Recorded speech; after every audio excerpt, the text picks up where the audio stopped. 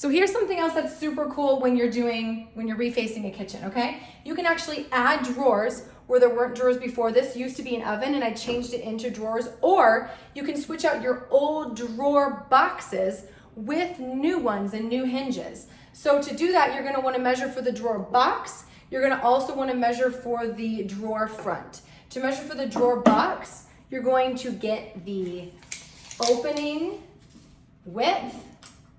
You're going to measure the depth of your cabinet, and then you're also gonna measure the height that you want. And remember, the height that you want isn't going to be like the entire height of your actual drawer front. It's just like the inside box part. See how this is not quite as high?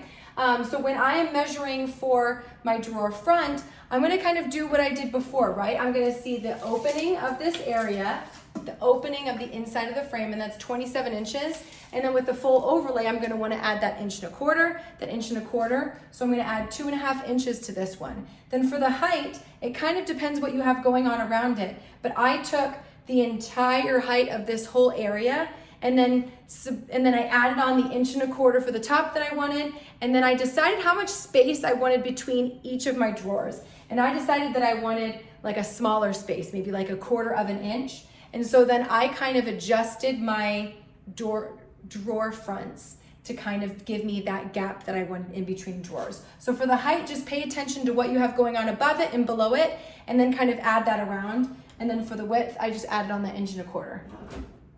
Boom. So here are the guide rails inside of this face frame cabinet right here. And when you install these, you're gonna wanna make sure you install them perfectly level so that the drawer slides in nice and smooth. Now let me show you how to put the drawer on this. So here's the underside of the drawer, and here's how you unlock it.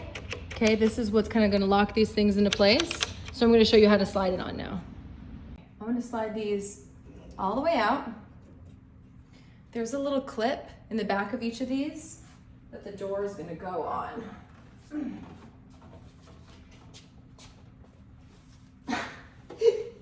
Why did I pick the heaviest drawer to show this to you guys with? Okay.